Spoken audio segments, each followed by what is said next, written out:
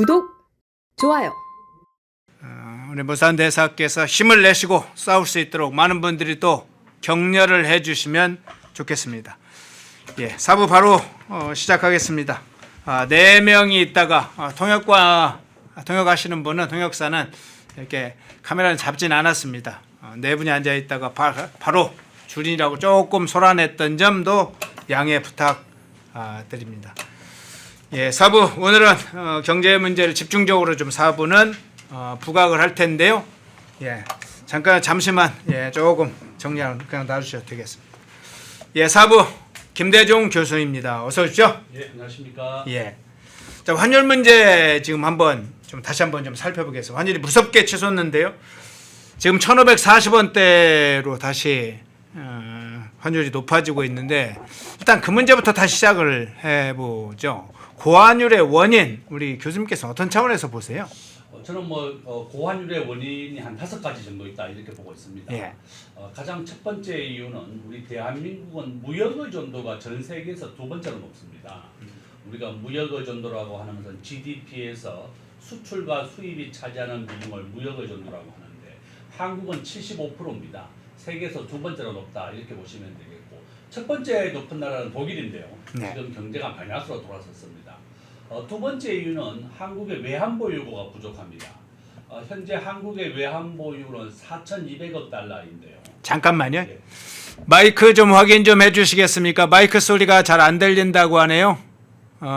지금 김대중 교수님 목소리가 마이크가 지금 잘 안 들리는지 체크를 좀 해주십시오. 죄송합니다. 예, 교수님 이야기 해주시죠. 예, 그래서 결론은 우리나라의 외환 보유가 굉장히 부족하고 또 미국이 한미 통화 스와프를 현재 거절했습니다. 현재 우리 대한민국은 한미 통화 스와프가 없다 이렇게 보시면 되겠는데요. 지금 한일 통화 스와프도 없습니다. 지금 100억 달러만 남아 있습니다. 그러니까 한미 제1의 안전막이 외환 보유고이고 제2의 안전막이 통화 스와프인데 지금 1과 2가 두 개 다 없다 이렇게 보시면 되겠습니다. 또 세 번째 이유는 국가 부채율입니다. 지금 현재 정부의 국가 부채율 안전하고 충분하다 이렇게 얘기하지만 지금 IMF는 한국에 계속 경고를 하고 있습니다.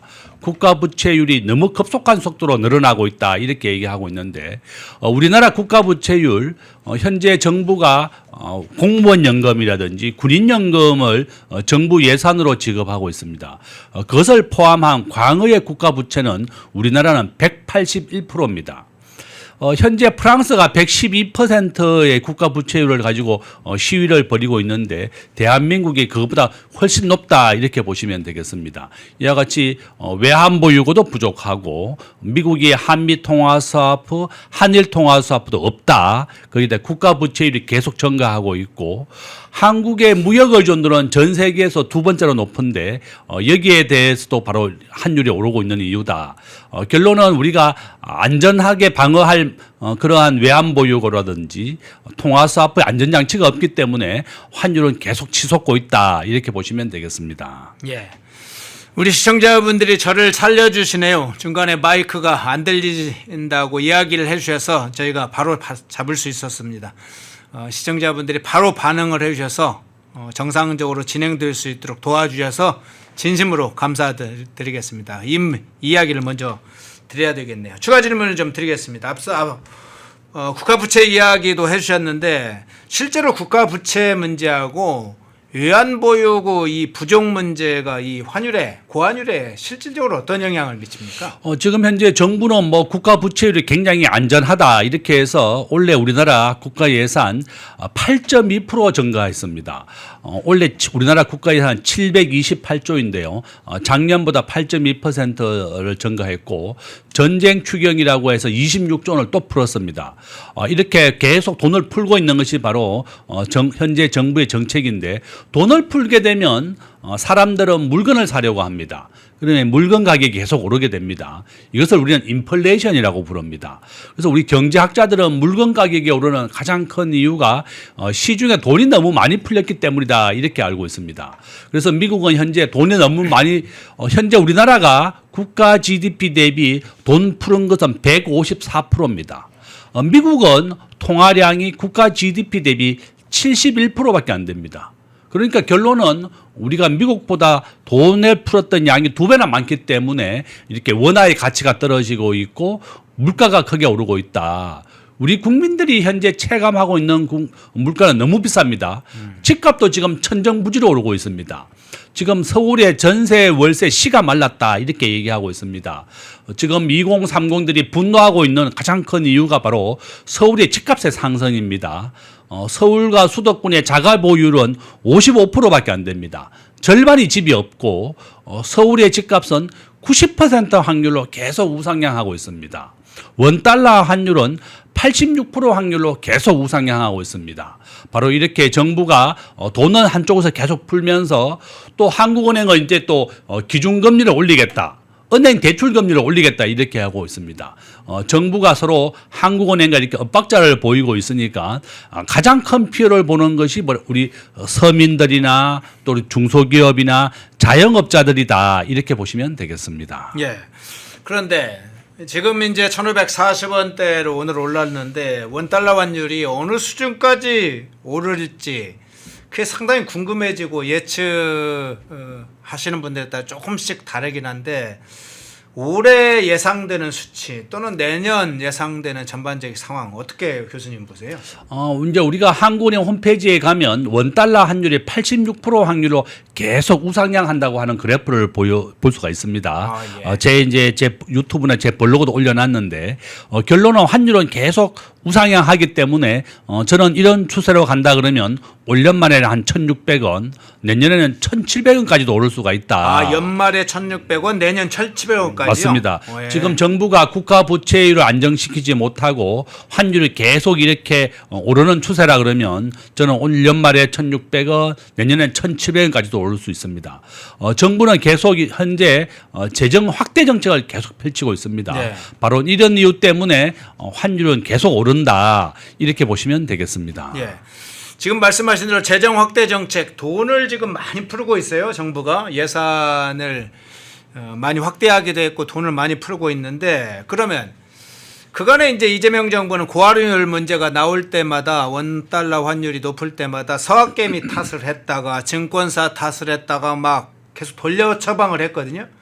지금의 이제 이재명 정부의 처방 어떤 차원에서 해석을 하세요? 저는 이제 항상 보수 정권이 들어오면 긴축 정책이라든지 경제 안정 정책, 국가에 돈이 많이 재정이 들어온다 그러면 이것을 빚을 갚는다든지 오히려 국가의 재정을 건전하게 많이 했는데 오히려 이렇게 이재명 정부에 들어와서는 돈을 푸는 확대 정책을 계속 펼치고 있습니다. 잘 아시다시피 우리나라 작년에 물가는 2% 올랐고 경제 성장률은 1%입니다. 그러면 3% 정도 재정을 확대한다 그러면 좀 합당하다 이렇게 볼 수가 있습니다. 올해 우리나라 최저임금 2.9% 올랐습니다. 이와 같이 최저임금도 2.9% 올렸는데 국가 재정은 무려 8.2%나 증가시켰고 전쟁 추경을 포함하게 되면 거의 10%에 육박한다 이렇게 보시면 되겠습니다. 정부는 또 2차와 3차 추경까지 고려하고 있다. 저는 정부가 이렇게 돈을 많이 찍어내서 10만 원씩 지급하고 있습니다. 정부에게. 그러면 국민들의 입장에서는 당장 돈을 받으니까 굉장히 좋은 것 같지만 이렇게 또 물가가 폭등하고 있습니다. 바로 이렇게 서민들이나 자영업자, 우리 중소기업들이 가장 큰 피해를 본다 이렇게 보시면 되겠습니다. 예. 증시 문제로 바로 좀 넘어가서 여쭤볼게요. 지금 이제 반도체 두톱 뭐 이런 이야기를 하는데 반도체 화랑으로 증시가 계속 상승하고 있다. 그런데 이제 계속 지적되는 문제가 한 이제 소수 종목이죠. 몇 개의 소수 종목이 전체 증시 시장을 쥐락펴락한다. 특히 쏠림 현상이 갈수록 심해지고 있다. 이게 이제 하나고요. 또 하나는 하루 새 이제 주가의 등락폭이 오늘하고 내일이 너무 다르고 이런 이제 일종의 거래 편중 현상 같은 게 굉장히 심해지고 있다. 이런 양상이 지금 계속 일정한 시점 이후에 계속 노출되고 있는데 어떤 차원에서 해석을 하세요? 그렇죠. 지금 현재 오늘 우리나라의 시가총액은 한 8천조 원을 넘어섰다 이렇게 보시면 되겠습니다. 예. 삼성전자가 우선주를 포함하게 되면 한 2,200조 정도 되고요. 하이닉스가 오늘 한 2,000조 가까이 올라왔습니다. 하이닉스와 삼성전자의 시가총액 비중이 95%까지 하이닉스가 따라왔다 이렇게 보고 있고 지금 하이닉스의 ADR 상장이 8월 달로 예정되어 있습니다. 우리나라의 25년간 삼성전자가 독주했던 시가총액 1위가 하이닉스로 바뀔 것이다. 저는 그렇게 예측을 하고 있고요. 가장 큰 문제가 이 두 개 기업이 우리나라 전체 주식의 52%를 넘었다는 겁니다. 또한 삼성전자의 주식을 가지고 있는 삼성물산이라든지 뭐 삼성생명 이런 거 지분을 포함하게 되고 또 하이닉스의 지분을 가지고 있는 SK스퀘어를 합치게 되면 우리나라 전체 주식시장의 62%를 넘어서게 됩니다. 한국 전체 주식시장이 바로 반도체에 끌려다니고 있다 이렇게 보시면 되는데요. 지금 우리 서민들과 가장 직결되어 있는 건설업이라든지 유통업이라든지 전부 다 너무나 죽을 상입니다. 전부 다 반도체 하나의 쏠림 현상 가지고 주식이 9,000포인트를 넘어섰다 이렇게 보지만 우리 국민들이 체감하고 있거나 우리 서민들과 직결되는 유통업이라든지 건설업이라든지 중소벤처기업들은 지금 너무나 힘든 상황에 놓여 있습니다. 바로 이런 이유 때문에 반도체 하나가 한국 주식을 주도하는 것은 가장 큰 문제가 있다. 만약에 반도체가 좀 어려워지거나 또 하락하게 된다 그러면 주식시장 자체가 또 크게 하락하는 것이 가장 큰 문제고 이렇게 산업 전체가 함께 성장하고 발전해야 된다. 이렇게 또 말씀을 드리겠습니다. 예. 지금 미 연준 의장이 어떤 선택을 할 것인가 굉장히 지금 주목 많이 하고 있잖아요. 이제 갈수록 더 하반기 가면 그럴 텐데 미국발 금리 인상 이게 이제 점차 현실화될 거다는 예측이 많은데 실제로 만일 미국에서 금리 인상을 하게 되면 우리 시장에 닥쳐오는 특히 주식 시장이나 환율 시장에 미칠 영향 어떤 차원에서 보세요? 지금 현재 미국의 물가가 4%를 넘어섰습니다. 예. 우리가 이제 중앙은행, 미국의 연방준비은행이나 한국은행이 목표로 하고 있는 물가 수준은 2%인데요. 시중에 돈이 많아지게 되면 사람들은 물건을 사려고 합니다. 그래서 물건 가격이 오르고 바로 그것이 인플레이션이다. 이렇게 보시면 되겠는데 미국도 전쟁 때문에 물가가 4%를 넘어섰습니다. 바로 이런 이유 때문에 하반기에는 미국도 기준금리를 0.25% 일단 올리겠다는 겁니다. 현재 미국의 기준금리는 3.5%, 한국은 2.5%입니다. 우리 대한민국이 미국보다 은행 이자가 더 낮다 이렇게 보시면 되겠고 미국의 일반 국민들이 은행 대출금리가 8%가 넘습니다. 그 정도로 우리나라보다 미국이 기준금리가 더 높은 상황인데 미국은 이렇게 물가를 잡기 위해서 기준금리를 올릴 예정입니다. 만약에 기준금리를 올리게 된다 그러면 주식은 반대로 내려가게 됩니다. 우리가 기준금리와 주가의 상관관계는 마이너스 0.77 정도 됩니다. 결론은 미국이 기준금리를 올리게 되면 낮은 금리로 대출을 받아서 투자를 했던 미국의 빅테크 기업들이 투자를 줄이게 되고 그것은 바로 주가 하락으로 이어진다 이렇게 보시면 되겠습니다. 또한 미국이 기준금리를 올리게 되면 한국도 역시 지금 기준금리를 좀 올리겠다 이렇게 예고를 되고 있습니다. 바로 이렇게 기준금리가 올라가게 되면 주식시장도 또 하락으로 돌아설 가능성도 있고 부동산도 조정을 받을 수가 있습니다.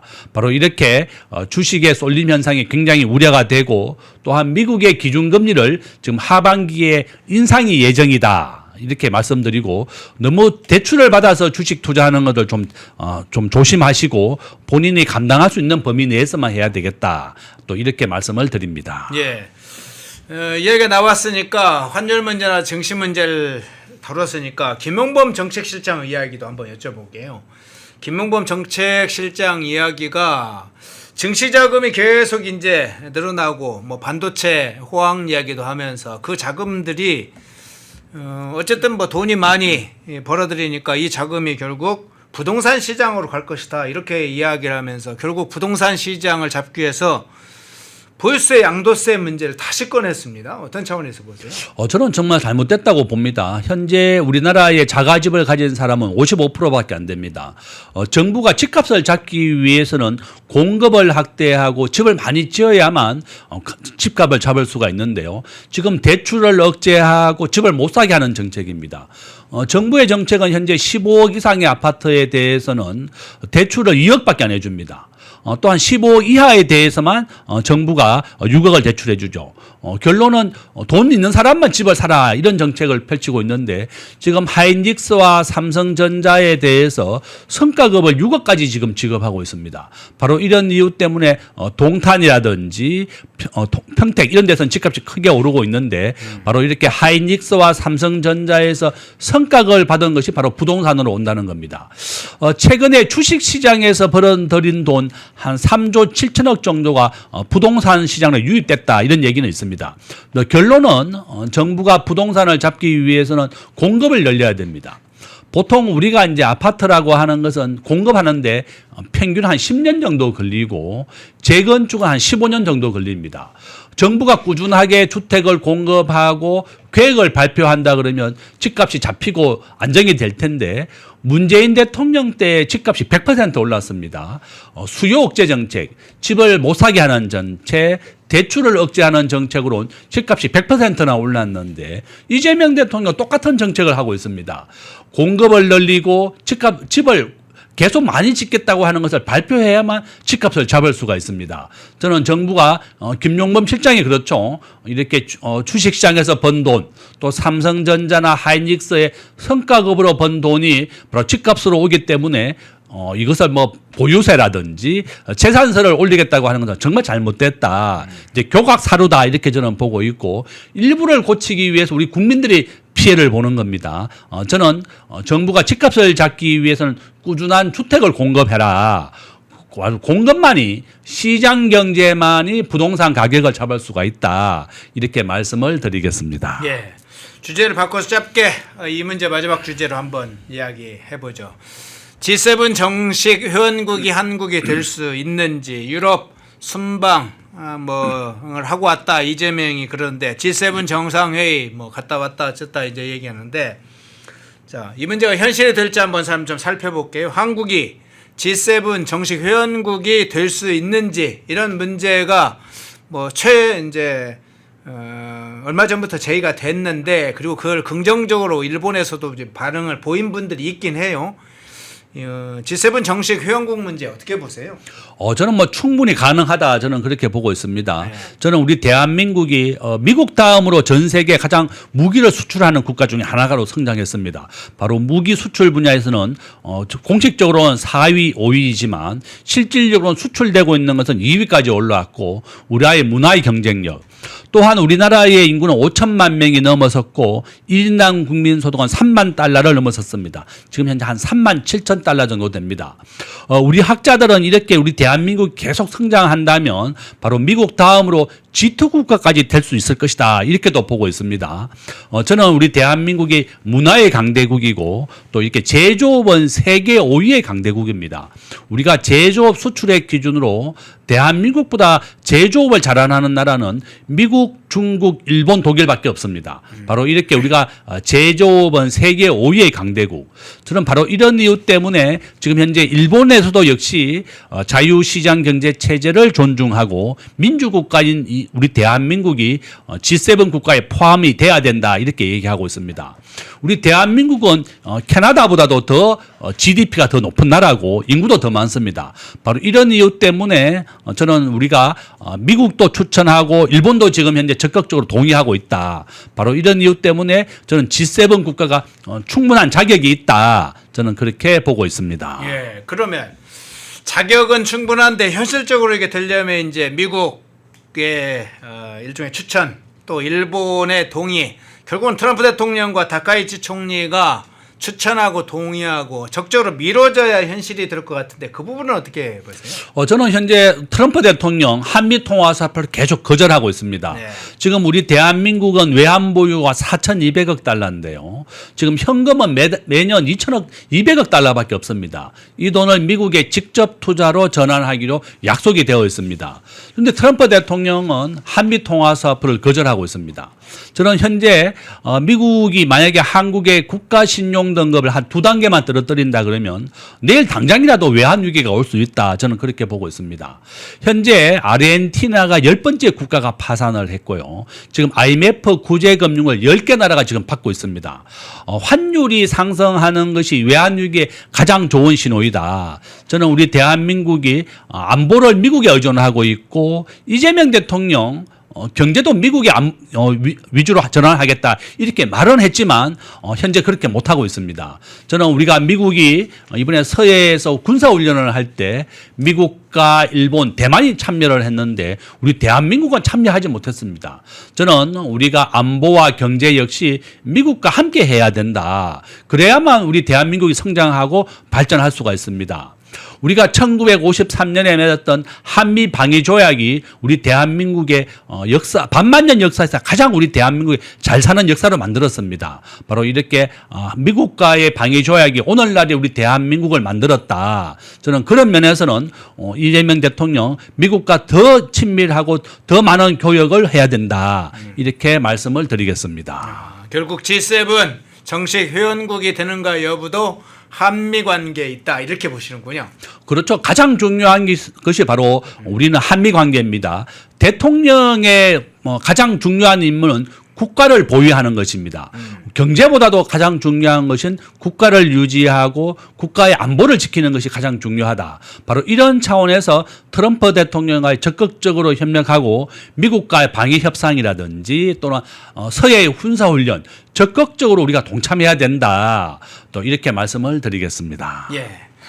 오늘 김대중 교수님 모시고 환율 증시 그리고 한국은 G7 회원국이 되려면 어떻게 해야 되는지 그 문제에 한번 핵심적으로 짧게 살펴봤습니다. 김대중 교수님이었습니다. 고맙습니다. 예, 감사합니다.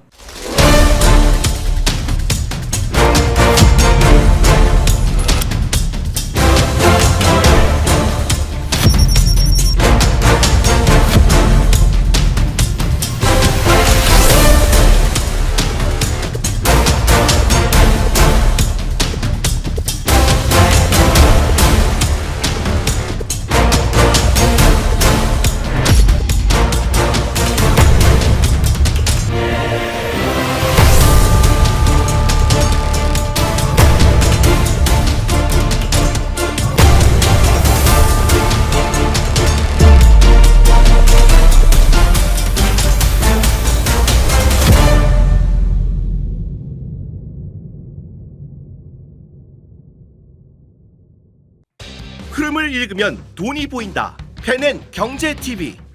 월화수목금 오후 4시 라이브 4. 경제의 핵심만 쏙쏙. 경제 픽설. 주식 시장을 읽는 눈. 머니 인사이트. 투자의 맥을 한 방에. 박상규의 투맥. 글로벌 투자 시그널. 세계를 보는 눈. 기업가 정신의 재발견. 기업가 열전 영웅시대. 당신의 통찰이 수익이 되는 시간 라이브 4. 매일 오후 4시에 라이브로 뵙겠습니다. 시청자 여러분 안녕하십니까. 펜앤마이크 선우윤호 기자입니다. 제가 오늘 여러분들한테 소개해드릴 제품은 바로 알부민 신제품이 나와서 이렇게 소개해드리려고 합니다. 남재원 원장이 직접 배합해서 유명한 이 알부민 효과도 후기나 여러가지 등등 너무나 좋아서 많은 분들이 좋아하시는 제품인데 이 알부민 리포존 발효 알부민 NMN이 신제품으로 나와서 이렇게 소개하게 됐습니다. 3세대 리포존 플러스 NMN 활력 설계 완성으로 너무나 후기가 벌써부터 좋은 그런 상황인데 지금 펜앤마이크에서만 특별하게 제공해드리는 이벤트가 있습니다. 바로 2개를 사면 하나를 더 드리는 2+1 이벤트를 진행 중에 있는데요. 오직 펜앤마이크에서만 이용하실 수 있으니까 많은 관심 및 주문 부탁드리도록 하겠습니다.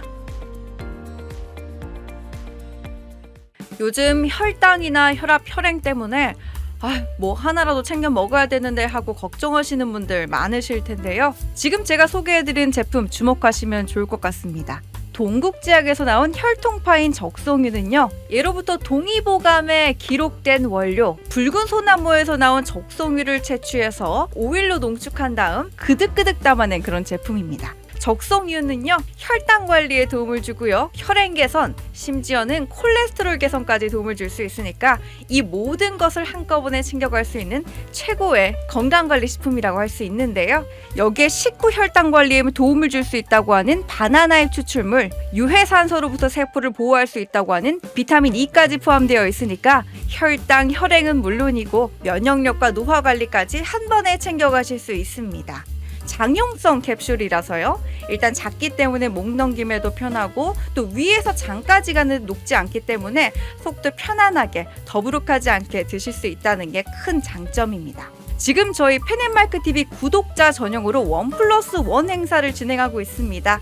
아래 띄운 전화번호로 상담하시는 거 잊지 말아 주시고요. 건강은요, 가장 젊을 때, 가장 건강할 때 챙겨야 되는 거 알고 계시죠? 혈당, 혈행, 면역력 관리까지 한 번에 챙기고 싶으시다 하시는 분들은 1522-1331, 1522-1331로 전화 주시면 도와드리겠습니다.